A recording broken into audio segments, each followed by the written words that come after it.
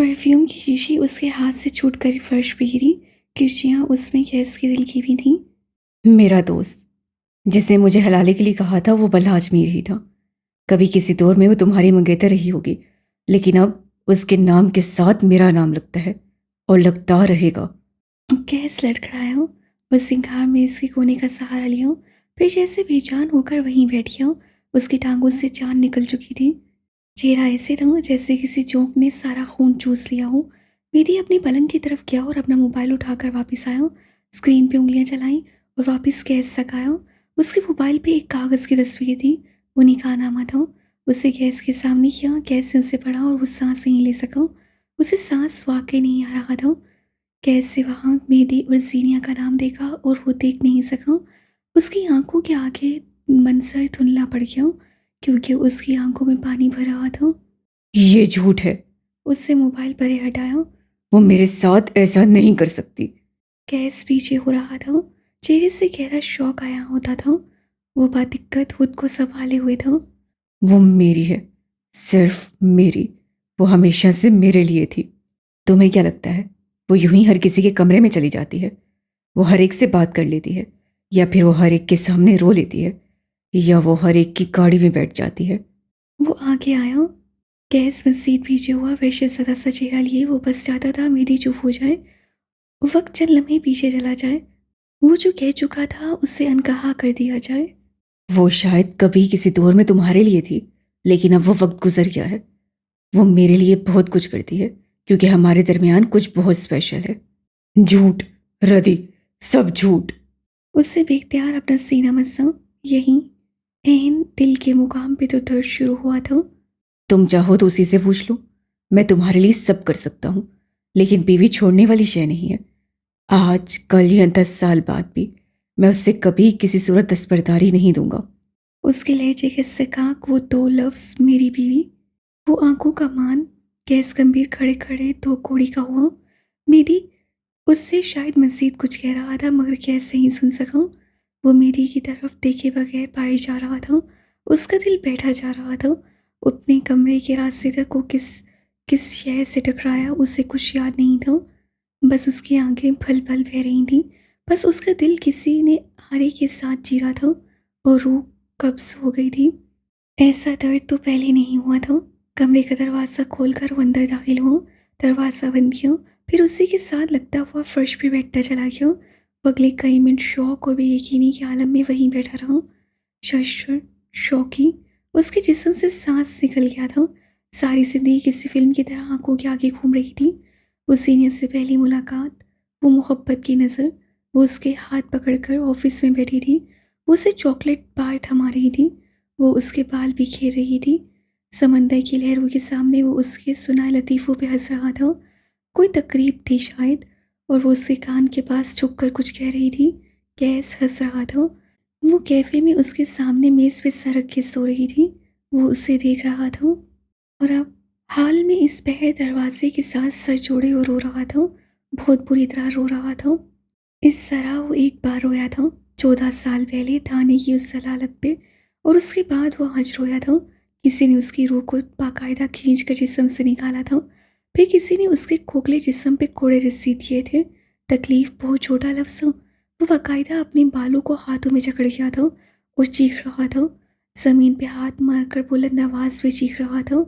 ऐसा दर्द वाकई पहले कभी नहीं हुआ था। मैं ही क्यों अल्लाह, हर दफा मैं क्यों? वो बिलखते हुए बोला। आंसू थे कि थम नहीं रहे थे। दिल था कि चल नहीं हुआ जा रहा था।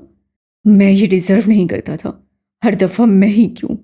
कई मिनट बाद उसने आसीन से आंखें रगड़ी और उठ खड़ा हुआ। कैसी आंखों में अगर कुछ था तो जुनून। वो वॉर्डरोब की तरफ आया और फिर एक तरफ बने मुख्तलिफ खानों की तरफ दराज उलट पुलट की और एक पिस्तौल निकाली। जहन में कई टूटे फूटे मंजर थे। उसका दिमाग, उसका दिल कुछ भी जगह पे ना था। वो बीमार था। गैस उसे दवाई दे रहा था। वो दोनों घास पे लेटे थे और कह के मार रहे थे। उसके सर में दर्द था और मेरी गोद में रखे दबा रहा था। वो दोनों एक ही कंबल में एक साथ बैठे मुकम्मल यकसुई से फिल्म देख रहे थे। गैस फर्श पे नमाज पढ़ रहा था। उससे सलाम फेरा, मेरी को तका, और अब वो उसे गले लगा रहा था। उसके हाथ पे चोट थी और मेहदी उसे अपने हाथ से खिला रहा था। होम सिनेमा की मध्यम बत्तियों में वो दोनों फिल्म छोड़कर किसी और बात पे बहस कर रहे थे। मेहदी उससे मुख्तलिफ सिक्के थमा रहा था, कफलिंग्स का ढेर उसके दराज में सेट कर रहा था। कैसे हक में खड़े होकर उससे गले लगाया। मेहदी ने हंसते हुए उसे दूर हटाया। क्लिक की आवाज़ के साथ हरमन से टूट गया। वो गन लोड कर चुका था, आंखें रोशनी और सुर्ख भी। उसके बस में होता तो आज और अभी वो सारी दुनिया को आग लगा देता। कमरे से बाहर जाते हुए वो महज एक पल के लिए रुका था। उस तस्वीर के आगे जिस शख्स ने जाने में जल्दी कर दी, वो ठहर गया, आंखें नम हुई। मैंने सब किया जो आपने कहा, लेकिन अब बस बाबा, अब माजरत। उससे आंखें बंद की, चंद आंसू गाल पे लुढ़क गए। दरवाज़ा खोलकर वो बाहर आया। सीढ़ियाँ उतरते हुए मीरा ने उसके हाथ में पिस्तौल देखी। वो बामुश्किल उसकी रफ्तार का मुकाबला करती उसके पीछे गई। कैस, कहाँ जा रहे हो तुम? कैस, ये पिस्तौल, क्या करोगे तुम इसका? रुको, बात सुनो मेरी। वो नीचे उतर आया। मेरी वहाँ नहीं था। वो हॉल से बाहर निकल आया। लॉन में नहीं था वो। तभी उसकी निगाह पोर्च की तरफ उठी। वो मोबाइल कान से लगाए गाड़ी में बैठ रहा था, जब कैसे लंबे लंबे टक भरकर उसकी गर्दन से पकड़कर उसका रुख अपनी जानिब किया और पिस्तौल उसके माथे पे रखा। मीरा बेख्तियार चेहरे पे हाथ रख के अपनी जगह साकिन हुई और मेहदी वो उसकी आंखों में देख रहा था। फिर उससे गैस की पिस्तौल हाथ से पकड़कर उसकी नाल अपने सीने पे रखी। गैस की आंखों की ठंडक में जरा भी फर्क नहीं आया था। मारना है, डरता नहीं मैं मरने से, लेकिन मुझे मारकर वो तुम्हें नहीं मिलेगी। जानते हो क्यों? गैस ट्रिगर दबाना चाहता था मगर उंगलियां लरस गईं। क्योंकि जो हमारे दरमियान है वो यकतरफा नहीं है। मुझे मारकर तुम्हें जीनिया नहीं, एक खोखला जिस्म मिलेगा। नफरत करेगी वो तुमसे, थूकेगी तुम्हारे चेहरे पे। सूर्य की आयामत से पहले उसके कानों में फूंका क्या। मारो मुझे, तुम्हें तो यही आता है। इसी वहशीपन से नफरत है उसे, तुमसे नफरत है उसे। उसे मोहब्बत है मुझसे। उड़ाते हुए उससे 3 से 4 फायर मेहदी के दाएं बाएं गाड़ी की शीशों में किए। ये वहम है तुम्हारा, तुम झूठ बोल रहे हो। तुम सिर्फ मुझे उसके खिलाफ कर रहे हो। तुम हो कौन? मेहदी सजाई अंदाज में बोलो। मैं क्यों किसी गैर मर्द को अपनी बीवी के खिलाफ करूंगा? गैस का पिस्तौल वाला हाथ उसके पहलू में बेदम हो। मीरा तेजी से आगे आई और उसके हाथ से पिस्तौल लेकर दूर उछाल दी। गैस को धक्का देकर एक तरफ हटाया और मेहदी के गले से लग गई। अगले लम्हे वो बुलंद आवाज से रो रही थी। गैस उसे देख कर रह गया। उसकी तकलीफ या वो कुछ नहीं थी। उसने तुम्हें छोड़कर मुझे चुना है गैस। यह मसला मैं नहीं तुम हो। उससे दूर रहो, मेरी बीवी से दूर रहो। एक दिन में दूसरी दफा उसका दिल टूटा था। सिर्फ उसका भाई नहीं, जहाँ उसकी पसंदीदा औरत भी उसकी नहीं थी। वो पीछे हुआ, फिर पीछे होता गया, फिर शिकस्ता कदमों से वापस अपने कमरे में आया। ऐसी सर्वे लग चुकी थी कि चंद लम्हों के लिए दिल अपनी जगह से सिरक गया। एक लंबे अरसे बाद उसका हाथ एक बार फिर उस सराज की तरफ बढ़ा था।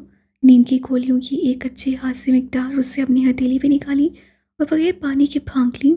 फिर बेड पे गिर गया। दोनों आंखों से पानी बह निकला।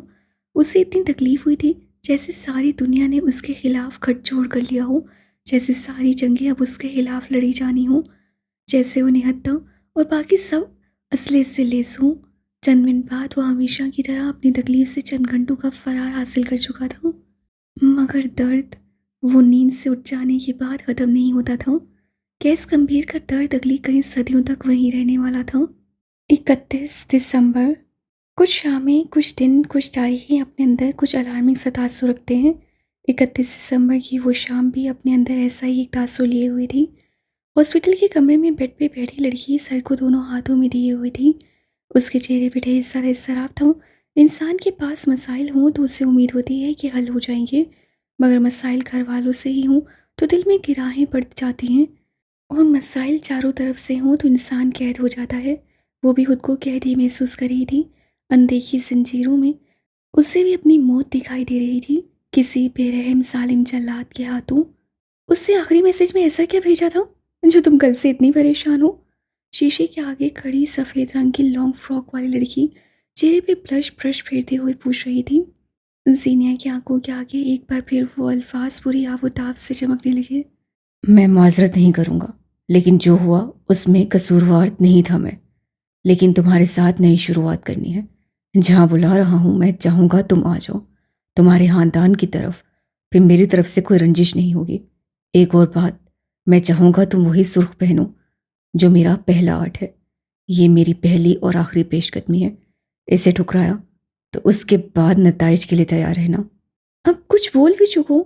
शेजल उसकी वसल से खामोशी सुकताई, साथ दराज कर रखी लिपस्टिक निकाली। कल मेरी की कॉल आई थी। कॉल के दरमियान उन दोनों के दरमियान कुछ झड़प हुई। मुझे लगता है उनके दरमियान कुछ ठीक नहीं। उससे खुश्क होते लबों पर जुबान फेरी। मेरे पास एक तकरीब के 2 दावतनामे हैं। मैं क्या करूं? एक दावतनामे पे देसी खाना खाऊं और दूसरे पे इटालियन। उससे लिपस्टिक होंठों पे लगाई, सीनिया ने कोफ से सर झटका। कुछ बुरा होने वाला है। मुझे पता नहीं क्यों लग रहा है वो दोनों अच्छे टर्म्स पे नहीं हैं, और वजह मैं हूँ। वो दोनों शुरू से अच्छे टर्म्स पे नहीं हैं। शेजल मुड़कर संजीदगी से बोली, तुम वजह नहीं हो। तुम एक की मोटिवेशन हो और दूसरे की ताकत। लंबे अरसे का गुबार अब निकल रहा है, और कुछ भी बुरा होने का खौफ दिल से निकालो, क्योंकि अगर कुछ बुरा होना है तो यहाँ हॉस्टल के कमरे में भी होगा। होने को कौन टाल सकता है? खाने पे फोकस करूं। बेकली से बेकली थी जो सीनिया के दिल में घर कर रही थी। वो बेदिली से उठी और अलमारी में टंगा सुर्ख रंग का लिबास उठाया। उसकी आंखों में अजीब सा करवा कर ठहर गया था। बेबसी से उसे नफरत थी, और वही चोलियों भर भर के उसकी बख्त में लिखती गई थी। वो कई लम्हे खाली खाली निगाहों से उस लिबास को देखती रही। उसे कुछ महसूस नहीं हुआ। सब खाली था, नील। चंद मिनट बाद जब शेजल हॉल में खड़ी अपनी नई आई किताबों की अनपैकिंग कर रही थी, उससे निगाहें उठाकर ऊपर देखा। बत्तियां बुझी हुई थी। एक केवला सा था जो कदम उठा रहा था। सिल्क का सुर्ख गाउन उसके पैरों तक आ रहा था। ऊंची हील ने उसके दराज कद सरापे को मजीद पुरकशिश बना दिया था। कलाइयों तक आते बाजू और उन पे लगे सुनहरी बीड्स गाउन की खूबसूरती को 4 चांद लगा रहे थे। उसके चलकर आने पे गाउन सीनों पे बहता चला आ रहा था। मलकाओं जैसी आन बान रखती थी वो। दुनिया का सुलूक उसके साथ कनीसों जैसा था। सीने उतर कर आते हुए उसके अंदाज में शान बेनियाजी थी। गर्दन हमेशा की तरह उठी हुई, और उसमें हमिंग बर्ड वाला नेकलेस जगमग कर रहा था। वो शेजल के पास आकर रुकी। शेजल अब भी उसे देख रही थी। लंबे घने बाल कमर से नीचे तक आ रहे थे। उससे मेकअप नहीं किया था, सवाए मस्कारे और सुर्ख लिपस्टिक के। उसके चेहरे पे कुछ नहीं था। हाँ, मगर सोगवारी ने उसके चेहरे पे एक अलग असर छोड़ा था। उससे कंधे पे स्याह रंग की शॉल फैलाई, सुर्ख स्टोल सर पे दुरुस्त किया, और शेजल के चेहरे के आगे हाथ हिलाया। चले। बेचारी गैस का कोई खास कसूर नहीं है वैसे। वो धीरे से बड़बड़ाई। सीने ने सुनकर अनसुना कर दिया। हॉस्टल से निकलकर दबे पाँव खामोशी से गंभीर महल की तरफ आओ तो महल अंधेरे में डूबा था, और अगर कहीं कोई बत्ती चली भी थी तो बेहद मध्यम। यूं लगता था किसी ने महल की रौनकों पे काला जादू कर दिया था। गैस गंभीर के कमरे के दरवाजे पे किसी ने हल्के से 2 उंगलियों से दस्तक दी। अंदर से कोई जवाब नहीं आया। दस्तक दोबारा दी गई, और चंद लम्हे रुककर हर मुहसिब इंसान की तरह अंदर से किसी जवाब की तवक्का रखी गई, मगर निदारद। वो चंद पल खड़ी रही, फिर थक कर उसे आवाज़ सी, दरवाज़ा खोलो गैस। तुम जानते हो मैं ऐसे नहीं जाने वाली। कहकर वो एक बार फिर दरवाज़ा बजाने लगी। उसकी बात का असर हुआ था, और चंद पल बाद दरवाज़ा खुल गया। कमरे में अंधेरा था। दरवाज़ा खुलने पे बाहर से आधी रोशनी में दरवाजे की वसवस से था गैस नजर आया। उसका चेहरा और शर्ट सीने से भीगी हुई थी। बालों से हनूस पानी गिर रहा था। चेहरा खंडर था। दरवाजे पे खड़ी लड़की अंदर आई। दीवार के साथ लगे स्विच बोर्ड पे हाथ मारा तो सारा कमरा रोशनी में नहा गया। कैस की आंखें चुंधे आ गईं। उसे बेख्तियार आंखों पे हाथ रखा। वो 1.5 दिन से इस अंधेरे में था। उसे रोशनी में नववारत का चेहरा नजर आया। हमेशा की तरह टिप टॉप सी तैयार माँ जबीन मुख्तार की नीली आंखों में तफक्कुर था। वो उसे देखे बगैर शिकस्ता चाल चलता एक तरफ रखे सोफे पे जाकर बैठ गया। गर्दन लड़खा दी, चेहरे पे हंसा था। उससे करीब आकर बैठी। ये तुमने क्या हालत बना ली है गैस? कहते हैं मोहब्बत को धुतकारो तो अगली दफ़ा वो आपको धुतकार देती है। शायद मेरे साथ वही हुआ है। वो इतना ऐसा बोला कि बामुश्किल खुद सुन सके। तुमने भी माँ जबीन मुख्तार को ठुकराया था, इतना तो बनता था। एक अरसे बाद उससे कह डाला। वो जो अनकही थी मगर अनसुनी नहीं। औरत की आंखों का पैगाम हर मर्द समझता है। कैस उसकी बात पे कर सदा सा मुस्कुराया, फिर ठंडी आंख भरी और गर्दन ढलका दी। मैंने तुम्हारे साथ इतना बुरा तो नहीं किया था। सूज समेत वापसी, कंधे उचकाए। तुम मुझे बददुआएं देती रही हो। वो आंखें खोलकर उसे देखने लगा। वक्त नहीं होता। मैंने तुम्हारी तरह मोहब्बत को सर नहीं चढ़ाया था। तुम नहीं, कोई तुम जैसा सही। माशूक ना सही, दीवाने बहुत। वो हल्की फुल्की लहजे में कह रही थी, मगर उसके चेहरे पे कुछ था, यूं जैसे गैस की इस हालत से उसे तकलीफ हुई थी। वो दोबारा आंखें मूंद गया, हाथ सीने पे रख लिया। यहाँ अंदर जो था सारा मसला उसी का था। मोहब्बत नाकाम हो गई या बेवफा निकली? काफी देर बाद उससे सवाल किया। दोनों। उससे गले में कुछ अटका, जैसे वो सारी जिंदगी निकल नहीं सकता था। मेरे भाई से निकाह कर लिया उसने। फिर ये कहो कि तबाह हुए हो। वो हंस पड़ी, यूं जैसे काफी महसूस हुई हूँ। डिक्शनरी मेरी कैफियत के अल्फाज खो चुकी है। जो हुआ है वो उससे ज्यादा बड़ा है। हमदर्दी करूं?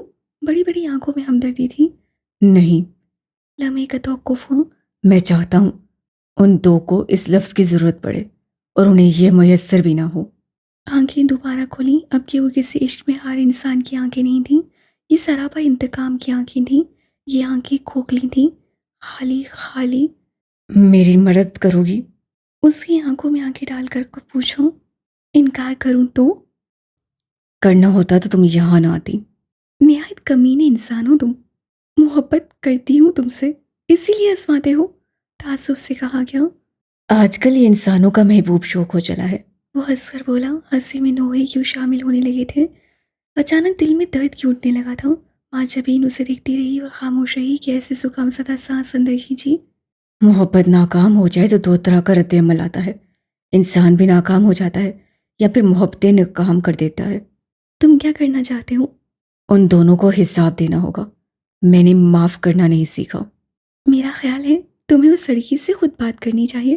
क्या मालूम वो मेहदी के लिए ऐसी फीलिंग्स रखती हो। उससे कैसे कंधे पे हाथ रखा, वो नामहसूस अंदाज में हटा गया। छुए तो वो, वरना हर लम्स रद्द। खुद को वक्त दो, मेरा ख्याल है तुम जल्दी कर रहे हो। गैस के चेहरे पे कुछ आया था, जिसे उसे नजरअंदाज से किया। वो सोफे के हत्थे पे हाथ रखते हुए उठा, मगर वो लड़खड़ा कर वापस गिरा।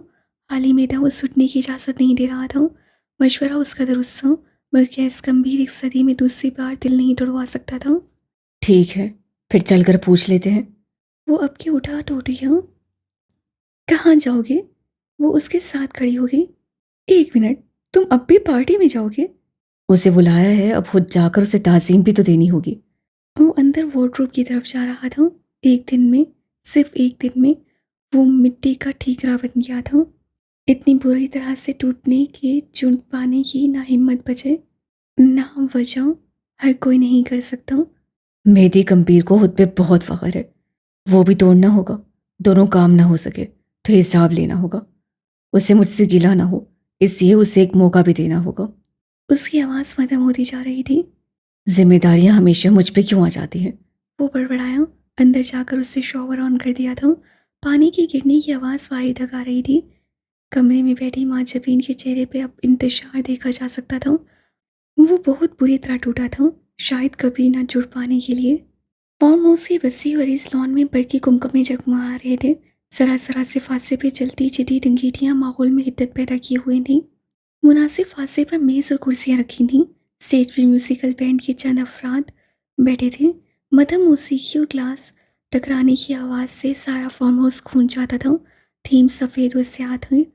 औरतें सफ़ेद रंग के मुख्तलिफ शेड्स के लिबास में मलबूस थीं और मर्द स्याह रंग, हाथों में शीशे के गिलास लिए, उठी हुई गर्दनों और चेहरे पे मुस्कुराहटें लिए।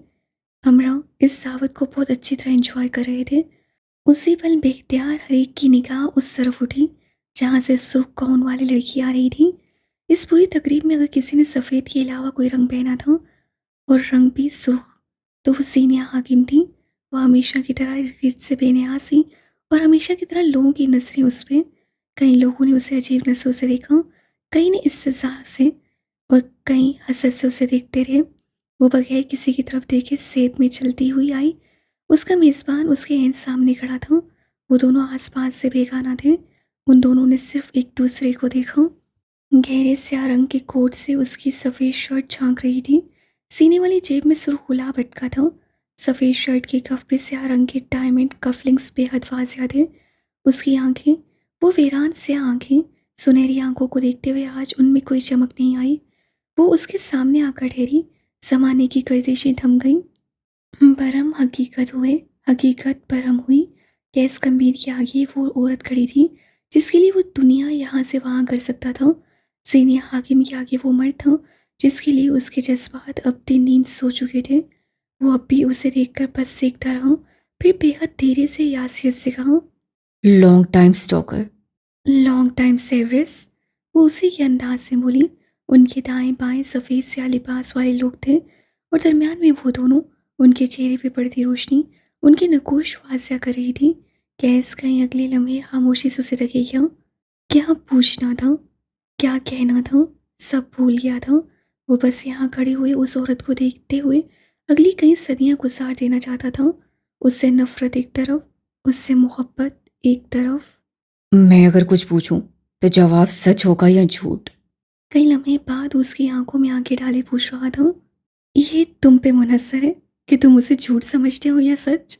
मैं क्या समझूं और क्या नहीं, अब तो सब धुंधला है। उससे जैसे मजाक उड़ाया हो। मैं ऐसा नहीं समझती। तुमसे पहली दफा बात की तुम्हें तब भी नहीं बांधी थी। तुम्हारे पास जब आखिरी दफा आई तब भी खुलकर बात की। हमारे दरमियान साफ कोई तो है। कैसे समझने वाले अंदाज से सर हिलाया। हमारे दरमियान सिर्फ सच नहीं है, खैर। उसे सर झटका, उसकी आंखों में देखा। मेहदी से क्या ताल्लुक है तुम्हारा? सवाल इतना बराह रास्त था कि सीनिया ठहर गई। तुम नहीं जानते, वो संभल कर बोली। तुमसे सुनना चाहता हूँ, और सिर्फ सच। बहरा उनके पास रुका। जीनिया ने गला तर करने कोई गिलास लिया, जिसे कैस से उसी अंदाज में वापस दिया और दूसरे बहरे को बुलाकर सब्ज मशरूब वाला गिलास उसे थमाया। अमीरों के चोंचले हैं, उस जूस में ड्रग्स थे। वो धीरे से बोला, निगाहें वापस उस पर टिका दी। जवाब का मुंतजिर, उससे कुछ कहने का मुंतजिर। कोई खास नाम नहीं है उस ताल्लुक का। वो बहुत देर बाद बोली, लेकिन आम भी नहीं है। जिंदगी में सबसे बड़ा खौफ है जिंदगी खत्म हो जाने का। लेकिन तुम्हारे सामने, सारी दुनिया के सामने खड़े होकर कह सकती हूँ कि वो जिंदगी से ज्यादा अजीज है। मैं उसके लिए आधी दुनिया रद्द कर सकती हूँ। तुम कर चुकी हो। वो अजीब सी हंसी हंसा, फिर तासुब से नफे में साहिल आया। ये तुमने अपने लिए क्या चुन लिया? क्या है उस आदमी में? न शक्ल, न मेरे जैसा दिमाग, न दौलत, न जहानत। वो तो तुमसे मेरे जैसी मोहब्बत भी नहीं कर सकता। अपना नुकसान क्यों करवा लिया? उसे तासुब हुआ, गहरा अफसोस। वो आम शक्ल और आम अकल वाला वो मर्द मुझे इज्जत देता है। मुझे उस इज्जत से मोहब्बत है। कैसे गहरी सांस ली और उसके चेहरे से निगाहें हटाई। वो अब गाउन के घेराव को देख रहा था। उसका सरापा, उसका कद, ये लिबास उसी के लिए बना था। उसे अपने हाथों पे फख्र हो। और तुम्हें अब जरा सा भी खौफ नहीं है कि तुम मेरे सामने खड़े होकर ऐसे इतराफ कर रही हो? उससे अपने बूट की मदद से उसके पैरों तक आते गाउन को पैरों से हटाया। शायद वो उसकी पूरी तैयारी देखना चाहता था। बहुत डर लिया अब्बा से, तुमसे, बशर से, खानदान से। लेकिन मेरे अंदर एक चीज़ है जो जज्बात तुम्हारे लिए था, उसका ऐलान भी सरेआम किया था और अब भी वही करूँगी। मुझे वो पसंद है, लेकिन उसके साथ रह नहीं सकती मैं। ये मुमकिन नहीं है। मैं ये जाहिर करूंगा कि मैंने कुछ नहीं सुना। यूँ समझो, हमारी बात थी, हमारे दरमियान रह गई। तुमने उस आदमी के लिए कुछ नहीं कहा, मैं सब भूल जाऊंगा। वो अब भी उसकी हाई हील्स पे नजर जमाए हुए था, जिससे उसके पैर चलक रहे थे। इस गाउन का असल डिज़ाइन मुख्तलिफ था, लेकिन मुझे बस कोई इल्हाम आया था कि तुम हील्स नहीं पहनती, इसलिए मैंने इसकी लंबाई पैरों तक रखी ताकि तुम्हारे जूते छुप जाएं और तुम कोई नरम जूते पहन लो। मैंने तो कभी ख्याल में भी तुम्हें तकलीफ देने के बारे में नहीं सोचा था। लेकिन हकीकत में देते रहे, वो चिताते हुए बोली। गलतियां हर इंसान से होती हैं। उसका अंदाज सफाया था। अभी चंद मिनट कबल तुमसे भी हुई, मैं उसे भूलने की कोशिश करूंगा। तुम क्या चाहते हो गैस? अब आखिर क्यों? मैं तुम्हें एक चांस देना चाहता हूँ। बाहुदा, मेरे खानदान के बाकी मर्द मुझ पे लानत भेजेंगे, मगर है तुम्हारे लिए कुछ भी। उससे निगाहें जूतों से हटाकर उसके बालों को देखा, जो शॉल से कुछ कुछ झलक रहे थे। बेख्तियार उन्हें छूने की ख्वाहिश हुई। जो तुमने कहा और जो उसने कहा, मैं वो सब भूल जाऊंगा, यहाँ तक कि तुम्हारा मेरी पेट में घोंपा हंजर भी। बस आज, इस वक्त मेरी से दर्स बरदारी दो, ताकि मरते हुए उसके चेहरे पे सिर्फ मायूसी हो। तुम मेरा वाहिद गरूर हो, वो तुम्हारे हवाले से मगरूर हो, ये मुझे कबूल नहीं। अब कि उसे सीनिया के हाथ देखे, वो उसके पहलू में गिरे थे। कैस उन्हें करीब से देखना चाहता था, सो झुककर उसका हाथ अपने हाथ में लेना चाहा। सीनिया दूर हुई, और कैसे बेहद से उसके हाथ को अपने हाथ में लिया। आसपास कई लोगों को गॉसिप के लिए नया टॉपिक मिला। वो हर एक से बेनियाज सा वो मुसलसल अपना हाथ छुड़वा रही थी, मगर कैस गिरफ्त सख्त करता क्या, यहाँ तक कि उसके पूरे बाजू में दर्द की लहर उठी। वो गिरफ्त आई नहीं थी। मुझसे दूर जाने की कोशिश करोगी तो महज अपने लिए तकलीफ का सामान करोगी। क्यों खुद को हर्ट कर रही हो? जीनिया को अपना हाथ सुन होते महसूस हुआ। मैं तुम्हारे खानदान से कुछ नहीं कहूँगा, उनसे कोई हट जाना नहीं लूँगा। हर साजिश और इंतकाम पे लानत भेजता हूँ मैं। बस उसे ये बताओ कि वो आम है, यूजलेस, और तुम मेरे लिए हो, मेरे लिए थी और हमेशा मेरे लिए रहोगी। तुम कहोगी ना? जीनिया ने उसके हाथ से अपना हाथ निकालना चाहा, मगर गिरफ्त मजीद सख्त हो गई। वो उसकी उंगलियों पे लगी नील पॉलिश को अपनी उंगलियों की पोरों से छू रहा था। उसके हाथ की ऊपरी नसों को उंगली से ट्रेस कर रहा था, फिर अंग्रेजी का हुर्फ ए लिख रहा था। अब वो निगाहें उठाकर उसकी आंखों में देख रहा था। चंद पल देखा, फिर दोबारा उसके हाथों पे निगाहें जमा दी। कितने खूबसूरत हाथ हैं तुम्हारे, कितने धोखे दिए तुमने मुझे, फिर भी। उसने निगाहें उसके हाथ से हटाकर उसकी आंखों में देखा। फिर भी मुझे इतनी अच्छी क्यों लगती हो? तुम उसे झुकाने के लिए मुझे इस्तेमाल कर रहे हो, तो मैं ऐसा नहीं करूंगी। इस जिंदगी में मैं उससे दस्तबरदारी नहीं दूंगी। दे भी दी तो तुम्हारे पास वापस नहीं आऊंगी। और तुम क्या चाहती हो? अब मैं क्या करूं? वो दोबारा उसके हाथ को देखने में मशगूल हो गया। उसके रिंग फिंगर पे एक दिल था। ये कैस की नई दरियाफ्त थी। उसका दिल ढेर सारी तमानियत से भर गया, यूं जैसे दुनिया दरियाफ्त कर ली हो। एक अच्छे और मोहसिब इंसान की तरह मेरे रास्ते से हट जाओ और दोबारा मुझे इस तरह किसी कॉन्ट्रैक्ट के लिए मजबूर मत करो। हाथों को झटका दिया, बेसुध गिरफ्त सख्त से आईनी हो गई। अब उसके हाथ चलने लगे थे। कैसे उसकी आंखों में देखा, यूं जैसे कह रहा हो, क्यों खुद को हर्ट कर रही हूँ? मैं तो ऐसा नहीं चाहता। मेरे हाथ छोड़ो कैस। अब कि उससे कुछ सख्त अंदाज से कहा। कैसे धीरे से उसका हाथ छोड़ो। अगली बार स्याह नेल पॉलिश लगाना, अच्छी लगेगी। तुमने सुना भी है मैंने क्या कहा है? जीनिया नागवारी से कदर बुलंद आवाज से बोली। जरूरत नहीं महसूस की। है, तुम जाओ पार्टी एंजॉय करो। 1 घंटे बाद बुलाऊंगा, बस मेरे साथ आकर खड़ी हो जाना। और हाँ, उसके मुतल्लिक दोबारा तुम्हारे मुंह से कुछ ना सुनूं। आगे बढ़कर उसके स्कार्फ को दुरुस्त किया, एक नज़र उसके हाथों को देखा। बार बार उन्हें अपने हाथ में लेने की ख्वाहिश सर उठा रही थी। उससे गहरी सांस ली, फिर उसके बाजू को हल्के से थपथपा कर वो आगे बढ़ गया।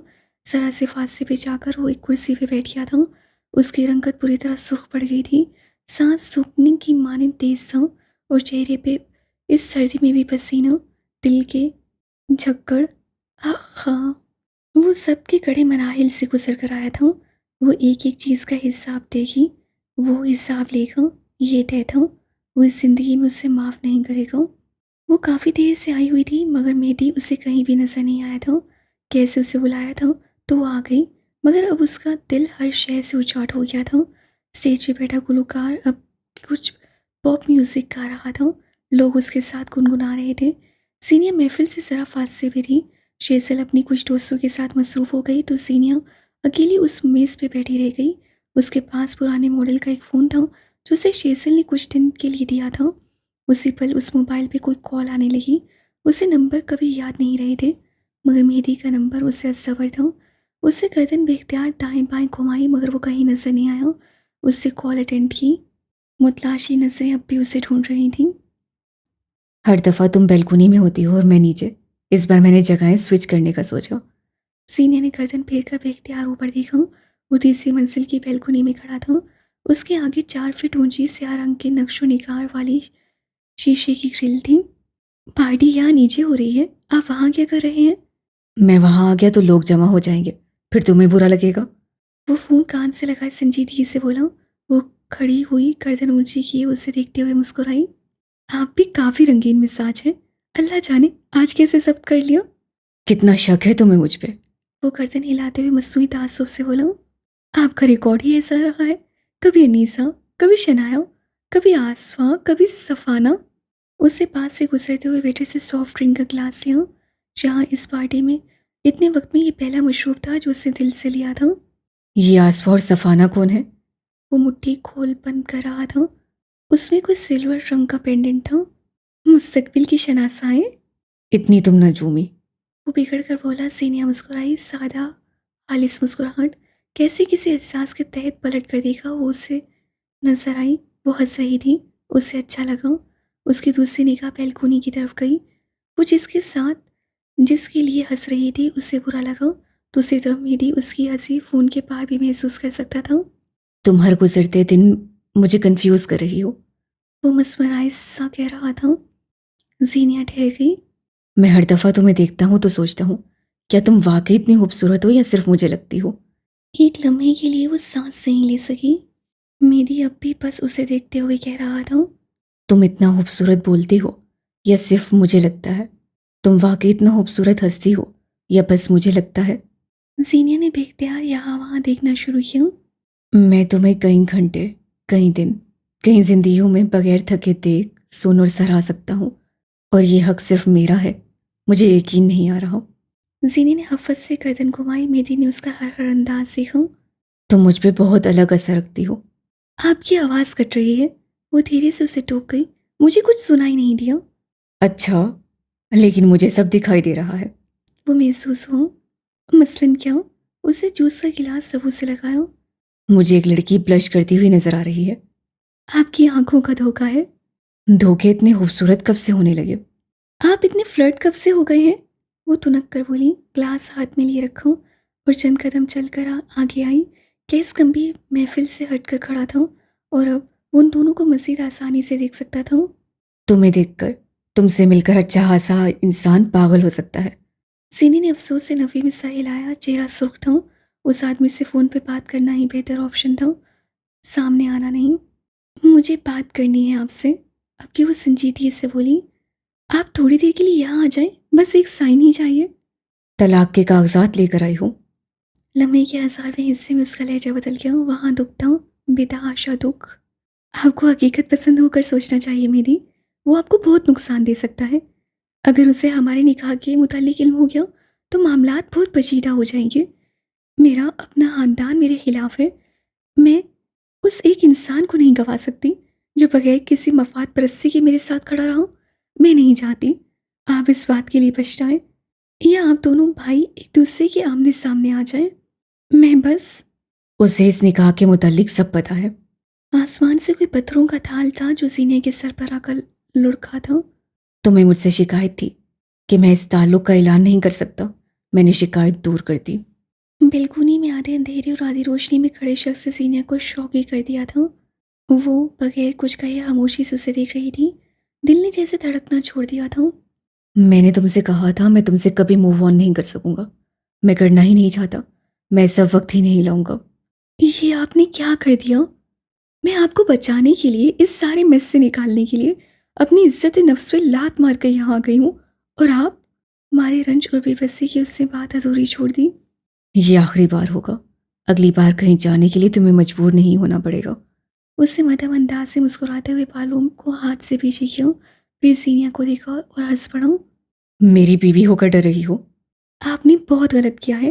आप चीज़ों को बहुत लाइट ले रहे हैं। मैं आपको इसके लिए माफ़ नहीं करूंगी। पता था मुझे, इसलिए तुम्हारे रडार से दूर खड़ा हूं। वहां तुम मेरा सर भी फाड़ सकती थी। कैस गंभीर की आंखें एक नुक्ते पे जामद थीं। वो बेलकुनी में खड़ा मुस्कुराता हुआ मर्द, वो हवा हवा लड़की, हक में बजता म्यूजिक उसके आसाब पे हथौड़े बरसा रहा था। वो जिस नज़र से एक दूसरे को देखते थे, कैस को वजदान हुआ कि सीनिया हाकिम को वो अब कभी उस मोहब्बत से नहीं देख सकेगा। वो मेरी को ज़्यादा से ज़्यादा पसंदा नहीं छोड़ सकेगा। कल गवादर जा रही हो ना। मुझ पे कुछ कर्ज छोड़े जा रही हो। कुछ सवाल हैं तुम्हारे। तुमने मुझसे पूछा नहीं, खूबसूरती किसे कहते हैं। वो आम से अंदाज में बोला। सीनिया हाकिम जहाँ थी वहीं थम गई। उसकी निगाहें एक नुक्ते पे साकित हुई। मेरी यकटक बगैर पलक झपके उससे तक रहा था। वायलिन के बजते हुए सुर और मोहब्बत का कोई गीत, कोई उन दोनों की आंखों का मुकाबला नहीं कर सका। कह गए खुशबू, रंग, हर शय रद्द। कोई मुझसे पूछेगा खूबसूरती किसे कहते हैं, तो मैं कहूँगा जीनिया हाकिम की आंखें। उसके हाथ से गिलास छूट कर गिरा। आसपास बजता म्यूजिक उसके लिए साकिन हो गया। वो बस मेहदी को सुन रही थी, सिर्फ और सिर्फ मेहदी को। मुझसे सवाल करो जीनिया, मैं जवाब देना चाहता हूँ। वो चंद लम्हे बिना पलक झपके बगैर सांस लिए उसे तकती रही, और कोई था जो उसे तक रहा था। उसके हलक में लफ्ज़ अटक गए। मलका बद को कहानी में ये कैसा किरदार मिलने लगा था? मुझसे सवाल करें सरकार। गरूर क्या है? उसकी आवाज़ उसकी अपनी नहीं लगती थी। तुम्हारा साथ। तुम जब जब मेरे साथ रहोगी, मैं तुम्हारे साथ को गरूर समझूंगा। ज़मीन पे जन्नत क्या है? उसकी आंखों की कोशिश नम हुए। हर वो नज़र जब तुम मुझे देखती हो। मोहब्बत क्या है? अल्फाज टूट टूट कर अदा हुए। जिस्म का रुआं रुआं समात था। मेहदी गंभीर 2 कदम आगे आया। अब वो मुकम्मल रोशनी में था। अब सीनिया उसकी सब आंखें देख सकती थी। उन आंखों ने रंग बदल लिया था। वो मोहब्बत का रंग था। हर वो लम्हा जो तुम्हारे साथ गुजरे, तुम सरापा मोहब्बत हो। तुम्हारे साथ गुजरा हुआ हर लम्हा मोहब्बत है। तुम्हारी एग्जिस्टेंस मोहब्बत है। किसी को तुम मिल जाओ तो उसकी सारी जिंदगी मोहब्बत है। जीनिया की आंखों से गरम गरम आंसू बह रहे थे। उसका चेहरा भीगता चला गया। वो शख्स मोहब्बत बनकर आया था और आज इनायत बनकर नसीब हुआ था। और आज आज वो आती जाती सांस की जमानत हो गया था। एक मर्द, वो एक मर्द उसके पत्थर जैसे दिल को पिघला गया था। जीनिया को उससे मोहब्बत और खौफ आया। तुमने मेरे असूल बदल डाले हैं मिसिस गंभीर। मोहब्बत जाविये बदलती है और तुम्हारे लिए मेरे जाविये बदल गए हैं। मैं दोहराता हूँ, मुझे ज़िंदगी में मेरी पसंद की चीज़ें बहुत कम मिली हैं, मगर मैं हर दफ़ा मूव ऑन कर जाता था। एक तुम्हारे मामले में मेरे सारे असूल बदल गए हैं। मैं तुमसे कभी मूव ऑन नहीं कर पाऊंगा जीनिया। उसका बोलना, उसकी नरम सरगोशियाँ, ये शख्स, ये बातें, उसे यही सुनना था बस, यही। और उसके नीम रुख पे खड़े टूटे दिल वाला मर्द बस यही नहीं देख सकता था। तुम करियर बनाओ, वक्त लो, ज़िंदगी में आगे बढ़ो, लेकिन मुझे मत छोड़ो। मुस्तकबिल में जब भी तुम अपने लिए किसी को सोचो, तो क्या वो मैं हो सकता हूँ? मैं, मेहदी गंभीर, सारी ज़िंदगी तुम्हारे लिए रिजर्व रहूँगा। जब दिल करे पलट आना, और मैं हमेशा तुम्हें तुम्हारे लिए मौजूद मिलूंगा। जीने ने कुछ कहने को लब खोले मगर उसकी निगाहें एक लम्हे के लिए जामद हो गईं। मेरी गंभीर के सीने पे सुर्ख रोशनी सफ़र कर रही थी। वो छोटा सा नुक्ता उससे एक लम्हे के लिए उलझ कर देखा, फिर अपनी दाईं तरफ निगाह पड़ी। गैस गंभीर मोबाइल कान से लगा रहा था। उसे दोबारा बैल्कोनी की तरफ देखा। सुर्ख नुक्ता उसके सीने से माथे पे आया, फिर वापस सीने पे। जीनिया के गले में गिल्टी उभर कर मुधूम हुई। उससे गैस को देखा। वो जख्मी निगाहों से उसे ही देख रहा था। फिर जीनिया ने उसके लब हिलते हुए देखे। वो आवाज़ नहीं सुन सकी थी, लेकिन उससे शूट कहा था। दोबारा मेहदी को देखने पे उसे हुआ। ओ खुदाया, वो किसी की पिस्तौल की लेजर लाइट थी। उसके हवास मुअत्तल होने लगे। उसके जिस्म से कतरा कतरा सांस निकलता चला गया। मेहदी पीछे हटो, मेहदी पीछे जाओ, यहाँ से हटो। उसके अल्फाज हलक से बहुत मुश्किल से बरामद हो रहे थे। उसकी जुबान को हकीकी मायनों में लकवा लगा था। म्यूजिक उसी पल तेज हो गया था। मेरी तक उसकी आवाज़ नहीं जा सकी। रोशनी उसके पेट पे आई, फिर सरा ऊपर और फिर सीने पे, और अब ऐन दिल के मुकाम पे। सीने उस नुक्ते को देख सकती थी। उसके अक में खड़ा गैस भी। वो कोई रद्द अमल नहीं दे रहा था। वो मोबाइल कान से उतार चुका था। वो अब नताइज के लिए तैयार था। मेहदी अपने सीने की तरफ देखो, पीछे हटो, खुदा के लिए पीछे हटो। वो पूरी कुव्वत से चिल्ला रही थी। म्यूजिक बंद करो, बंद करो ये सब, कोई इसे बंद करवाओ। वो तड़प, वो बेबसी, वो बेचैनी। गैस उसे देख रहा था और देख ही तो नहीं पा रहा था। मैं उससे बात कर चुका हूँ। तुम गैस से क्यों डर रही हो? वो मुझे देख रहा है, मैं जानता हूँ। उसकी बुखलाहट, उसकी परेशानी पे हैरान हुआ। पीछे हटो, वो मार देगा तुम्हें, पीछे हट जाओ यहाँ से। शोर, म्यूजिक का बेहंगम शोर बेतहाशा बढ़ गया। लोग साथ साथ गा रहे थे। ड्रम, बीट्स, गाने, वो चीख, वो पुकार सब कटमट होने लगा। मेहदी पीछे हटो, गैस म्यूजिक बंद करवाओ। अब के उससे मुड़कर गैस को देखते हुए कहा। वो हाली हाली निगाहें लिए उसे तकता रहा।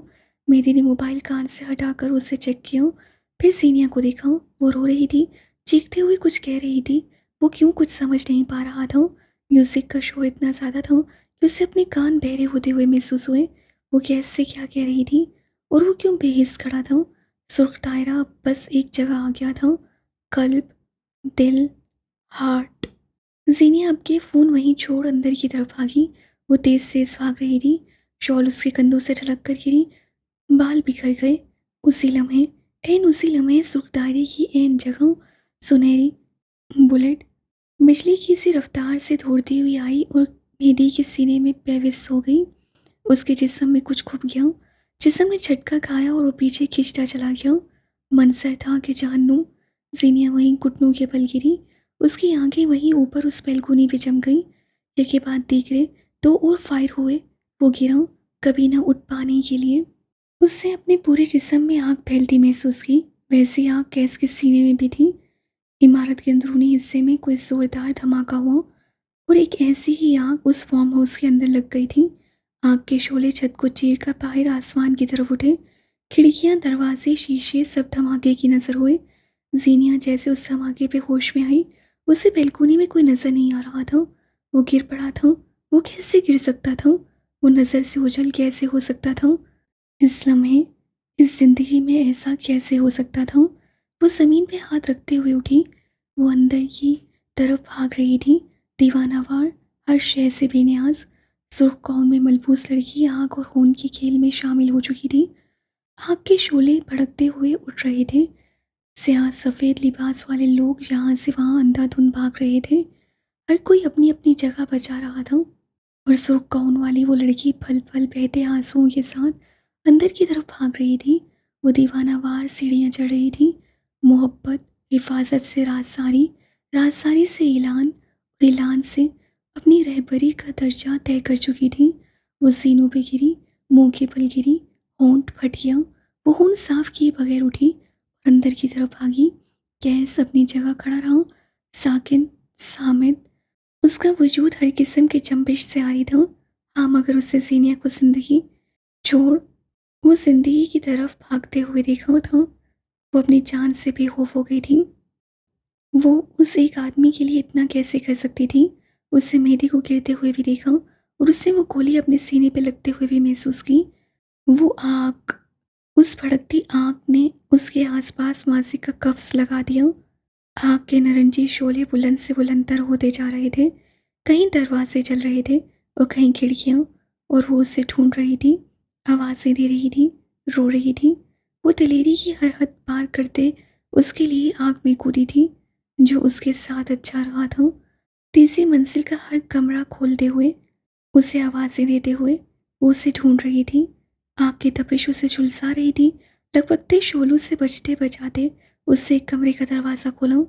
उस एक कमरे के बाहर उससे कुछ देखा। कमरा एक स्टूडियो से जुड़ा हुआ था। दरमियान में शीशे की दीवार थी और उस दीवार के पार, उस शीशे की दीवार के पार दो निकाब पोश लोग थे, पूरी तरह से स्याह लिबास में, स्याह पी कैप और स्याही मास्क लगाए। वो एक जिस्म को घसीट रहे थे, वही जिसके सफ़ेद कोट के सीने पे सुर्ख खून के धब्बे थे। एन दिल के मुकाम पे उसकी आंखें बंद थीं, वो जिस्म ढीला, वो मर चुका था। उसके हाथ ढलक कर पहलू में गिरे थे और उसे इस हालत में ज़मीन पे घसीटा जा रहा था। जीनिया ने उस कमरे की एक और कदम बढ़ाया। बीच में ग्लास वॉल थी।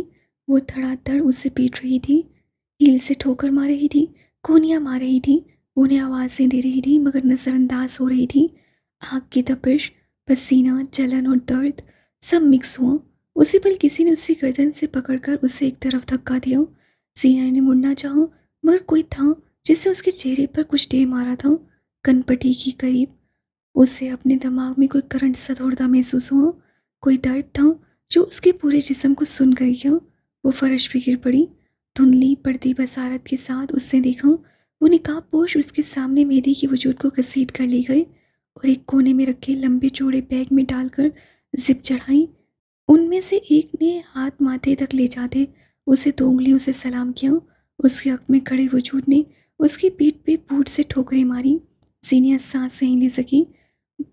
बढ़ते हुए धुएं में उसने सांस लेने की कोशिश की और उसे खांसी का दौरा पड़ा। खांसते खांसते उसके मुंह से खून निकला। आंसू, आग, खून, दर्द सब था। उसके सर पे दोबारा किसी भारी शय से सरब मारी गई। उसकी आंखें प्यारी हो गई, दिमाग सुन हो गया। शायद वो उसके बाद बेहोश हुई थी।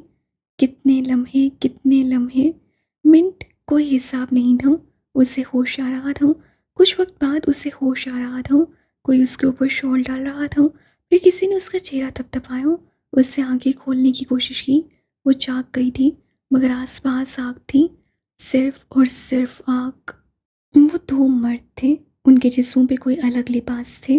वो उसे उठा रहे थे, फिर बाजुओं के हाले में लिए नीचे लेकर जा रहे थे। वो बार बार उन्हें इशारा करके कमरे के बारे में कुछ बता रही थी। उसकी आवाज़ हलक में दब कर रह गई थी। कोई उसे नहीं सुन रहा था। वो कुछ बोल नहीं पा रही थी। चंद लम्हे बाद उसे एहसास हुआ उसका बाजू जल रहा था, शायद आग से जख्मी हुआ था। माथे पे भी कुछ चिपचिपा था, मगर क्या, कुछ समझ नहीं आ रहा था। उसे बाहर लाया गया। वहाँ फायर ब्रिगेड की गाड़ियाँ खड़ी थीं। बारिश तड़क बरस रही थी। लम्हों के अंदर उसका लिबास भीग गया। उससे देखा गैस किसी पे चीख रहा है। आवाज़ उस तक नहीं आई, बस कानों में सीढ़ियाँ सी बज रही थीं। आसपास की सारी आवाज़ें बंद हो गई थीं। उसे देखा कोई औरत जुनूनी अंदाज में उस तक आई। लोग उसे थाम रहे थे, मगर उस पे इंसान की कैफियत तारी थी। उससे सीनिया के चेहरे पे थप्पड़ मारे और उसी पल उसे समाते वापस मिली। वो पलके झपकते हुए उसे तकने लगी। वो मीरा थी। उसे मीरा के कंधे के पार देखा। वहाँ सब थे। मेहदी कहाँ था? गैस की आवाज़ें भी वाज़ेह हुई। वो इनकारी था। वो किसी से कह रहा था उसका भाई नहीं मर सकता। औरत उस पे बरस रही थी, चीखते रोते हुए कुछ कह रही थी। सीनिया सुन रही थी। गैस उस औरत को बाजू से पकड़कर सीने से लगा रहा था। मगर क्यों? मेहदी कहाँ गया? वो यहाँ क्यों नहीं था? वो जो हुआ था वो पूरा ख्वाब था, वो हकीकत नहीं थी। उससे गर्दन मोड़कर देखा। बैल्कोनी के नीचे फॉरेंसिक टीम और पुलिस खड़ी थी। कोई स्ट्रेचर पे कोई वजूद था। दो लोग उस स्ट्रेचर को घसीट रहे थे। उसी पर स्ट्रेचर पे पड़े हुए आदमी का झुलसा हुआ हाथ बाहर ढलक गया। वहाँ एक घड़ी नजर आई। वो मेरी गंभीर की घड़ी थी। जीने हाकिम बेदम हो गई, बेसांस, खाली। आपने गोली लगने की आवाज़ सुनी? कितना वक्त पहले? पुलिस ऑफिसर किसी लड़की से पूछ रहा था। उसे रुमाल से आंखें रगड़कर साफ की। 2 घंटे पहले सर। मेरी वहाँ खड़ा था, मैंने उसे देखा और वो बैल्कोनी की तरफ इशारा करके फूट फूट कर रोने लगी। और फिर किसी ने उसे गोली मार दी सर। फिर उसे छत से नीचे फेंका। वहाँ आग लगी हुई थी। वो आग आग में जल गया। वो जल गया और हम कुछ नहीं कर सके। सातों आसमान थे जो सीनिया हाकिम के सर पे एक साथ आकर गिरे थे। मेरी गंभीर 2 घंटे पहले कत्ल हो गया था और स्ट्रेचर पर पड़ा वो झुलसा वो वजूद उसी का था। बारिश ओलों में बदल गई और हर एक ओला उसके दिमाग के अंदर सुराख करता चला गया। वो मर चुका था और अब उनके दरमियान नहीं था। ये मानने के लिए वो 2 सदियां मिली थी तो आखिर में भी यकीन रहती। मेज़ और कुर्सियों पे जो लोग गर्दन उठाए शान और नज़ाकत से बैठे हुए थे, अब वही लोग मुस्तरब थे जो लहक लहक कर गाने गा रहे थे। अब उनकी ज़ुबानें मफलूज थीं। महंगे लिबास बारिश से भीग गए थे। दिसंबर की ठंडी ठार बारिशें भी आग बनकर बरसी थीं। उंगलियां चटकाते आसपास हरासा नजरों से देखते हुए वो सब यहाँ से जल्द से जल्द जान छुड़वाना चाहते थे। स्याह सफ़ेद मिक्स होकर रह गया और उनकी मान पड़ रही थी। हर कोई अपने अपने ताल्लुकात इस्तेमाल कर रहा था। कोई किसी को फ़ोन मिला रहा था तो कोई किसी को। अमराज सोने के पिंजरे में बंद हो चुके थे। न्यू ईयर नाइट में पहली बार आतिशबाजी नहीं, पूरी इमारत जल गई थी। फार्म हाउस की इमारत सील कर दी गई थी। जगह जगह पुलिस ने डू नॉट क्रॉस की सर्द पट्टियाँ लगा रखी थीं। इमारत के बाहर शोर और हुल फैल गया था। Media, ambulance, fire brigadier, police की गाड़ियों के बजते हुए सायरन आवाज़ से कटमट हो रही थी। आग पे अब भी काबू पाने की पूरी कोशिश जारी थी। बारिश अब थम गई थी। कुर्सियों में लोगों के दरमियान बैठी मीरा बस रोई जा रही थी और शेसल उसे संभालने की कोशिशों में हलकान। सीने के आसपास पुलिस थी और उससे करीब जाने की किसी को इजाज़त नहीं थी। ज़रा पास से भी कैस गंभीर खड़ा था। उसके साथ खड़ी नीली वर्दी वाला अफसर उससे कुछ पूछ रहा था। उससे अपनी आंखें रगड़कर साफ की, बेलकोनी की तरफ देखा और आज़ुर्दगी से देखता रहा। चंद घंटे कबल वो वहीं तो था। मैंने आखिरी बार उसे वहाँ देखा था। उसका गला बैठा हुआ था, आंखें बेतहाशा सुर्ख पड़ रही थीं, मगर उसके अंदर कुछ था बेहद आरामदेह सा, जिससे उसकी रूह तक को पुरसुकून कर रखा था।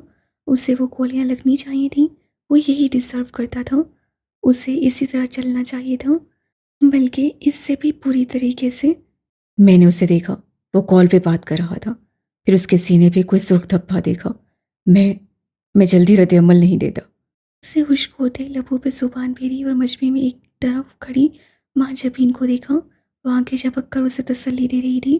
गैस चेहरे पे हाथ फेरते हुए खुद को पुरसुकून करने की कोशिश कर रहा था। उसी पल रश को चीर कर पुलिस से बुलंद आवाज से बात करता हुआ बराक उसी तरफ आता दिखाई दिया। वो शायद नींद से उठकर आया था। उसकी आंखें अब तक शब ख्वाबी का शिकार थीं। लिबास शिकन आलूदा। गैस उसे देखकर खामोश हुआ और बस उसे देखे गया। फिर अपने साथ खड़े ऑफिसर को देखा, जो नागवारी से बराक को पुलिस से लड़ते हुए दिख रहा था। इसे अंदर आने दे वरियाम साहब, वो फैमिली है। वरियाम नामी पुलिस अफसर ने अपने मुताहत को इशारा किया। उन्होंने बराक को आज़ाद किया। उन्हें झटकता हुआ तेज तेज कदम लेता गैस के करीब आकर रुका। उसके चेहरे पे बकायदा हवाइयाँ उड़ रही थीं। मेहदी कहाँ है? कौन सा अस्पताल? साथ कौन गया है? बाजू पे गोलियां लगी हैं या कहीं और? वरियाम ने गलक हंकार कर उसे अपनी जाने मुतवज्जा किया। मेरी गंभीर को ऐन दिल के मुकाम पे 3 गोलियां लगी हैं। फिर वो ग्रिल के जलने से या शायद किसी के ऊपर से नीचे फेंकने पे गिरे। घर में लगने वाली आग की वजह शॉर्ट सर्किट थी, मगर यहाँ नीचे इस हॉल में जो आग लगी है, यहाँ पेट्रोल की काफ़ी मिकदार पाई गई है। वैसे मेहदी वो अब नहीं रहे। बराक की आंखें साकित हुई। उसे बेयकीनी से वरियाम को देखा। बॉडी पूरी तरह जल चुकी है, लेकिन आईनी शवाहिद का कहना है उन्होंने कम्बीर साहब को बैल्कोनी में देखा है। उनकी बहन ने उनकी घड़ी की शिनाख्त की है और बॉडी पोस्टमार्टम के लिए जा चुकी है। मौका वारदात पर 250 लोग मौजूद थे और अब उनमें से जिन पे शक होगा उन्हें गिरफ्तार किया जाएगा। इसी मामले में हमें कैस कम्बीर की मदद चाहिए, अगर आप लेने दें। वरियाम ने एक ही बार सारी रवादात कह डाली। अब जल्दी ये ड्रामा खत्म होता कि वो काम शुरू कर सके। बराक ने गर्दन फेर कर अपने साथ खड़े आदमी को देखा। वो मुजस्सम सोख था। सांसों बराक का भी सीने में अटक कर रह गया था। कैसे? गैस को देखते हुए बस एक सवाल किया। वो चंद पल खामोशी से उसे देखता रहा। उसकी आंखों में गहरा कर बहना था। हाँ, वो चाहता यही था, मगर बाजुक का कट कर गिरना तकलीफ भी तो देता है। वो भाई था, वो कैसे मर सकता था? गैस गंभीर के लिए तो सारी दुनिया अजनबी हो गई थी। पराग ने 2 कदम आगे बढ़कर उससे गले लगाया। गैस जैसे बिखर गया। ऊंची आवाज में उसके कंधे से लगकर रोने लगा। पराग उसके कंधे को दबक रहा था। उसकी अपनी आंखें भी नम थीं। वो बुरी तरह बच्चों की तरह फूट फूट कर रो रहा था।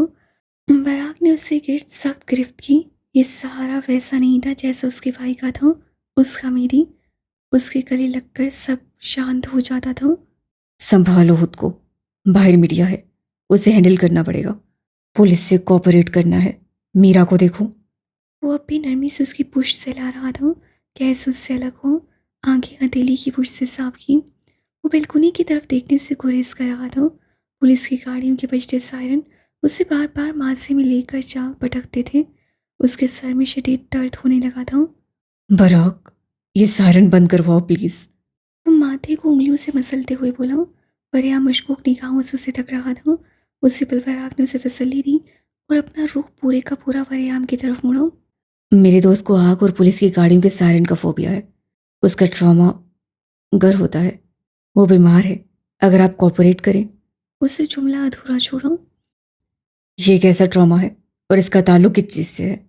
उसके फादर और बाकी की फैमिली की डेथ आग और इस तरह के सायरन्स के बीच हुई थी। वो तब से ऐसा है। अगर ऐसा कोई मौका आ जाए तब वो पॉज हो जाता है। अब अगर आपकी तसल्ली हो गई हो तो इसे बंद करवाएं। फरियाम ने सर हिला दिया और अगले चंद लम्हों में वो गैस के सामने वाली कुर्सी पे बैठा था।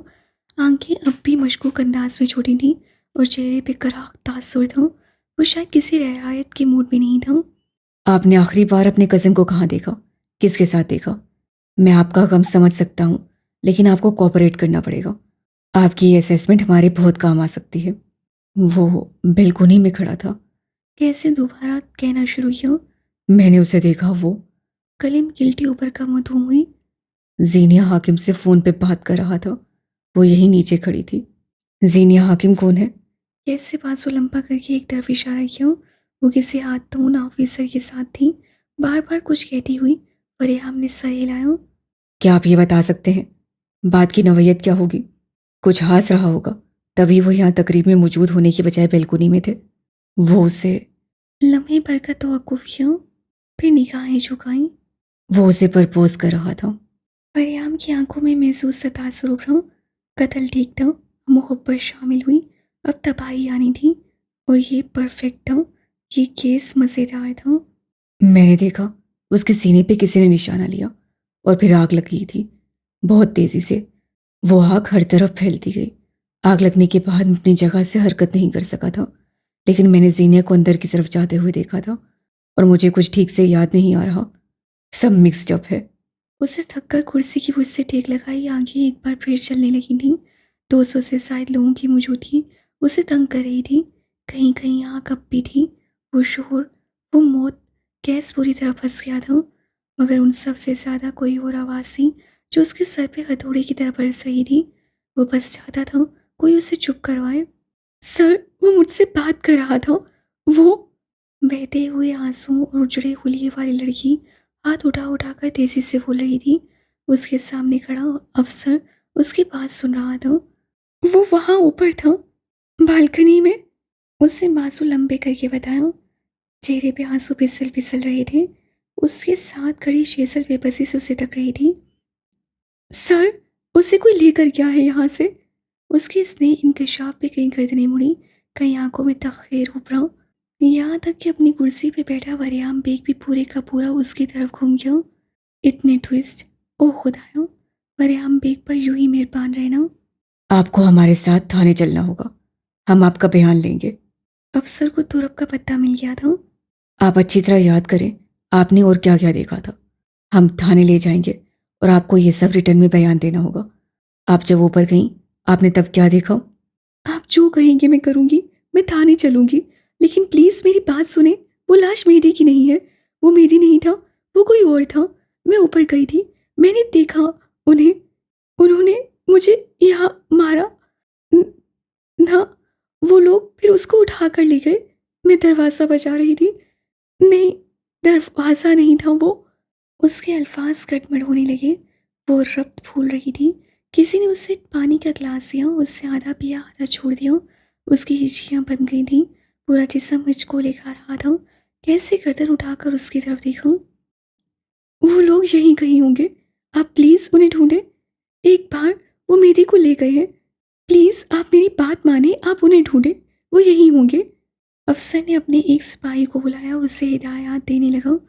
मैडम को मोबाइल में बिठाओ जाकर, ये हमारे साथ जाएंगे। वो आगे आया, सीनिया बिदक कर दूर हटी। उससे अपने से जरा फासे फासे पे कुर्सी पे बैठे गैस को देखा। वो बगैर उस आसपास से कि उसकी तरफ लपकी। वो इस वक्त उसका लीगल गार्जियन था, वो उसका भाई था। अगर इस वक्त उसके मेरी गंभीर को कोई बचा सकता था तो वो वही था। वो उसके पास आकर रुकी, दोनों हाथों से रगड़कर चेहरा साफ किया और गैस को देखा। वो भी उससे देख रहा था। गैस, नाम लेते ही वो बच्चों की तरह फूट फूट कर रोने लगी। उसे समझ नहीं आया कहाँ से शुरू करे और क्या कहे। ये लोग कह रहे हैं उसे गोलियां लगी, वो बालकनी से गिरा और आग में जलकर मर गया। हिचकियों ने उसे बोलने ना दिया। कैसे मेज पर रखी पानी की बोतल का ढक्कन खोलकर उसकी तरफ बढ़ाया। उससे चंद घूंट लिए, तनफ्फुस हमवार हुआ और कैसे अपनी जेब से टिश्यू निकाल कर उसकी तरफ बढ़ाए। उसकी आंखें बेहद खामोश थीं, अंदर तक जाती हुई। सीनिया ने टिश्यू नहीं लिया। मैंने देखा है, गोलियां सामने से लगी। जब गोली सामने से लगे तो इंसान पीछे जाकर गिरता है। तुमने वो जगह देखी है ना। वो बालकनी से काफी दूर गिरा था। वो उठ नहीं सकता था। वो अपने बचाव के लिए कुछ नहीं कर सकता था। ये झूठ बोल रहे हैं, सब झूठ। वो नीचे नहीं गिरा। न- मैं वहां ऊपर थी, ग्लास वॉल की उसकी दूसरी तरफ से मैंने देखा। दो लोग थे। वो उसे किसी लंबे बड़े बैग में डाल कर ले गए, किसी जानवर की तरह। वो लोग उसे मारेंगे नहीं। ये लाश उसकी नहीं है। सब झूठ है। कुछ करो प्लीज, कुछ करो। तुम कर सकते हो, सिर्फ तुम कर सकते हो। कैसे धीरे से हाथ बढ़ाकर उसका चेहरा टिश्यू से साफ किया, फिर उसका शाना थपका। आंखों के सर्द और सफाक तासुर में कोई दरार नहीं आ सकी। मेहमानों में से कोई पुलिस से भीड़ पड़ा था। अफसर की बंदूक उससे अपने ऊपर तान ली थी। वरियाम तेजी से उस तरफ भागा। जीनी और कैस एक दूसरे के आमने सामने थे, हमेशा की तरह, आंखों में आंखें डाले। वो दोनों भीगे चेहरे और भीगे लिबास में थे। कैस, वो उसे हर्ट करेंगे। प्लीज कुछ करो, तुम उसके लीगल गार्जियन हो, प्लीज। वो मर चुका है। ठंडा लाताल्लुक जुमला। वो अब नहीं है, ओके? अब उसकी बात नहीं होगी। सब ठीक हो जाएगा अब। उसका लहजा, उसका चेहरा सब अजीब था। जीनिया ने नफ़ी में सर हिलाया। अपना चेहरा साफ करता उसका हाथ पूरी तरह झटका। वो नहीं मरा, मैंने अपनी आंखों से सब देखा है। वो लोग मेरे सामने उसे लेकर गए। तुम मेरा यकीन करो प्लीज़। तुम्हें गलतफहमी हुई है, ऐसा कुछ नहीं हुआ था। उसे एक गोली लगी, वो नीचे गिरा और जलकर मर गया। ये सच है, सिर्फ यही। वो नहीं मरा, वो जिंदा है। हमें बस उसे ढूंढना होगा, हम उसे बचा सकते हैं। तुम उसे बचा सकते हो। यहाँ सिर्फ वक्त ज़ाया हो रहा है, प्लीज़ कुछ करो। अब सब सही हो जाएगा, तुम फिक्र मत करो। वो पुरसुकून था। तुम उसके लिए कुछ करोगे या नहीं? वो पूरी कुव्वत से चीखी। कैसे संजीदगी से पलके झपक कर उसे देखा। नहीं करूँगा। 3 लफ्ज़ी खरा जवाब। मैं करूँगी फिर, मैं ढूंढ कर लाऊंगी उसे। मैं यहाँ किसी को नहीं छोड़ूंगी। मेहदी नहीं था वो, मुझे यकीन है। किस हैसियत से करोगी कुछ? कौन हो तुम? ज़ेनिया ने सुर्ख मुतवरम आंखें उसकी आंखों में गाड़ दी। उसकी उठी हुई गर्दन बहुत कुछ चिता रही थी। मैं उसकी लीगल गार्जियन हूँ, उसकी बीवी। मैं उसकी बीवी की हैसियत से उसकी हिफाजत करूँगी और करवाऊँगी। वो नहीं मरा, मेरा दिल कह रहा है वो। उसके अगले अल्फाज उसके हलक में रह गए जब कैस गंभीर ने अपने दोनों हाथों से उसकी गर्दन को गिरफ्त में लिया। मैंने तुमसे कहा था मैं अच्छा आदमी नहीं हूँ, तुमने मेरी नहीं सुनी। वो उंगलियों के नाखून बुरी तरह उसकी गर्दन में चुप हो रहा था। दबाव और ताकत ऐसी थी कि सीने की आंखें बाहर को उबलने लगी। वो हाथ मार रही थी। वो गले से कोई आवाज़ निकालना चाहती थी मगर बेसुध। कैसी आंखों से अंगारे बरस रहे थे। वो जो पैदा होने से पहले उसके नाम थी। उसकी ये जुर्रत कि वो किसी और का नाम अपने नाम के साथ जोड़े। लोगों में से कोई उसकी तरफ नहीं बढ़ा। सब साकित थे। तुमसे कहा था जो है वो कैसे। तुम्हारे लिए मसीहा भी मैं, मरहम भी मैं, लेकिन तुम्हें इज्जत रास नहीं आई ना। सीनिया को सांस लेने में दिक्कत हुई। उसके सीने पे हाथ मार रही थी। उसके कंधों पे हाथ मार रही थी मगर कोई फायदा नहीं था। उसकी आंखें उबल रही थीं। लोग उन्हें देख रहे थे। हर कोई दम साध गया। वरियाम की नज़र पड़ी तो वो वापस उसकी तरफ आया। वो सीने को कैसे गिरफ्त से छुड़ा रहा था मगर वो जैसे किसी जानवर का रूप धार चुका था। उसके हक में खड़ा बराक हनीफ शौकी सा उसका ये अंदाज सीख रहा था। सीने को लगा था वो मर जाएगी और कैस चाहता था वो मरे। उसका जोर ऐसा था कि गर्दन बुरी तरह चलने लगी। परियाम ने कैस के सीने पे धक्का मारकर उसका गला छुड़वाया। वो दोबारा आगे आया और उसे जुनूनी अंदाज से उसकी गर्दन दोबारा पकड़नी चाहिए। परियाम ने एक बार फिर उसके सीने पे धक्का देकर उसे दूर हटाया। अब के बार ने आगे बढ़कर उसे थाम लिया। कैस आंखों में खून लिए उसे देख रहा था और सीनियाँ बुरी तरह खांस रही थी। जरा फांसे पर खड़ी शेजर साकित थी, शाल और मुतखैर। आपका दिमाग खराब हो गया है कम्बीर साहब, होश से काम ले। पुलिस के सामने आप एक औरत पे हाथ उठा रहे हैं। वो गरज रहा था मगर गैस की नसें एक जगह अटक कर रह गई थीं। आसपास लोग सरगोशियाँ कर रहे थे। वो मेधी की बीवी थी। ओह बेचारी, चामकोइयाँ होने लगी थीं। लोग उसकी पसंदीदा औरत को किसी और के नाम से जोड़ रहे थे। वो ये लम्हा अपनी सारी जिंदगी नहीं भूलने वाला था। क्या मोहब्बत है! किसी ने देखी है ऐसी औरत जो अपनी मोहब्बत के लिए आग में भी कूद सकती हो? सताइश। आह बेचारी, है तो बहुत खूबसूरत। मेरी यूं ही ऐसे ही नहीं हुआ। ऐसी मोहब्बत, खुद की हालत देखो, फिर भी अपने शोहर के लिए लड़ने मरने को तैयार है। किसी को ऐसी औरत मिले तो वो कितना खुशनसीब होगा। एक भाई के ऑफिस में काम करती हुई मुलाजमा है। दूसरे भाई से शादी हो जाएगी मगर रही तो मुलाजमा ना। इस गुस्से और मुश्ताल अंदाज के मुतल्लिक एक सवाल। कैस जख्मी निगाहों से उसे देख रहा था। यूं जैसे कह रहा हो ये तुमने क्यों, तुमने खुद को और अपने नाम को मुझसे दूर क्यों। यहाँ 250 लोग हैं कम्बीर साहब, हम इन सबको थाने में बंद नहीं कर सकते। अगर आपको यहाँ किसी पे शक है तो मुझे बताएं। वो दबे दबे अंदाज में कह रहा था। लोगों का शोर बढ़ रहा था। परियाम के लिए लोगों को संभालना मुश्किल होने लगा था। मैं 250 लोगों को थाने में बंद नहीं कर सकता। उसे कहते हुए वायरलेस कान से लगाया। हाँ, क्राइम सीन पे नफरी भेजो, इलाका सील करवाओ, आसपास के सीसीटीवी जल्द से जल्द निकलवाओ। कैस उसे देखते हुए आगे बढ़ा। एक तरफ आग हो चुकी इमारत थी और दूसरी तरफ स्याह सफ़ेद लिबास वाले लोग। एक तरफ कैस था और एन सामने सीनिया। वो बगैर किसी की तरफ देखे आगे बढ़ाया। कहीं दूर धुआं उठ रहा था, कहीं आग थी। उसके दिल में भट्टी सुलग रही थी। मैंने तुम्हें कितना समझाया था, खुद को मेरे मुकाबले में खड़ा मत करो। मैंने कितना कहा था मैं अच्छा आदमी नहीं हूँ। वो उसकी आंखों में आंखें डाले ताज्जुब से कह रहा था। सीनिया के दिल में कोई अलार्म सा बजा था। तुमने अपने और मेरे साथ कितना गलत किया है जानती हो। कैस, हमारे मामला ठीक हो जाएंगे। तुम जो चाहोगे मैं वो करूँगी। उसे वापस लाओ। वो लोग उसे हर्ट करेंगे। वो जिंदा है, प्लीज़ उसे वापस लाओ। पूनम आंखों से इल्तिजा कर रही थी। वो गैस से दूर जा चुकी थी, बहुत दूर। तुमने ये चुना है। ये चार लफ्ज़ कहते हुए वो गैर हो गया। उससे झुककर सीने की कलाई थामी। आंखें उसकी आंखों में गाड़ रखी थीं। वो उस कलाई को कई बार थाम चुका था, मगर आज अंदाज मुख्तलिफ था। मैं कैस जमान कम्बीर, मेरी सरवर कम्बीर के लीगल गार्जियन होने के तौर पे जीनिया हाकिम को अपने भाई के कत्ल के इल्ज़ाम में नामजद करता हूँ। उसी लम्हे बिजली जोर से कड़की और बारिश आसमान का सीना चीर कर बाहर निकली। उससे कलाई से खींचकर उसे वरियाम बेग के सामने खड़ा किया। उसकी आंखें किसी गैर की आंखें थीं। सीनिया चुपचाप उसे तक रही थी। उसके लब मुकफ्फिल थे, आंखें साकिन। वो एक लम्हे के लिए कुछ भी प्रोसेस नहीं कर सकी थी। स्याह सफ़ेद कुछ नहीं रहा था, अब सब तारीख हो गया था। मैं तमाम सबूत आधे घंटे तक जमा करवाऊंगा और मैं अभी चलकर एफआईआर में जीनिया हाकिम का नाम लिखवाना चाहता हूँ। इस औरत ने मेरे भाई को कत्ल करवाया है। वो क्या कह रहा था, क्यों कह रहा था, वो कुछ नहीं जानती थी। शेजल उसके लिए लड़ रही थी। लोग जय मकोइयाँ कर रहे थे। वो कहाँ कुछ सुन रही थी। वो बस गैस को देख रही थी, सिर्फ और सिर्फ गैस को। और वो बस उसे ही नहीं देख रहा था। अगले लम्हात में क्या हुआ उसे इल्म नहीं हुआ। उसकी गर्दन चल रही थी। पुलिस ऑफिसर उसे लेकर जा रहा था। कैमरे, फ्लैश, माइक्स, आवाज़ें, बारिश, गाड़ी की घुटन, सड़क पे खड़े नारे लगाते चीखते चिल्लाते लोग, वो सर्दी, वो कमरा, वो लिबास में लगने वाला कीचड़ का धब्बा। हर शय, हर लम्हा किसी फिल्म के ट्रेलर की तरह निगाहों के आगे से गुजर गया। सब लम्हों के अंदर बदल गया था। जिस वक्त, जिस लम्हे उसके दिमाग को प्रोसेस करने का वक्त मिला, ये वो लम्हा था जब वो पुलिस स्टेशन में कमरे तफ्तीश में मौजूद थी।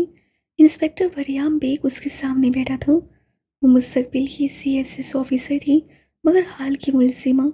हक हाँ, किस्मत ने उसे कत्ल के केस में मुजरिम बना डाला था। कहानी ऐसे भी रंग बदलती है क्या?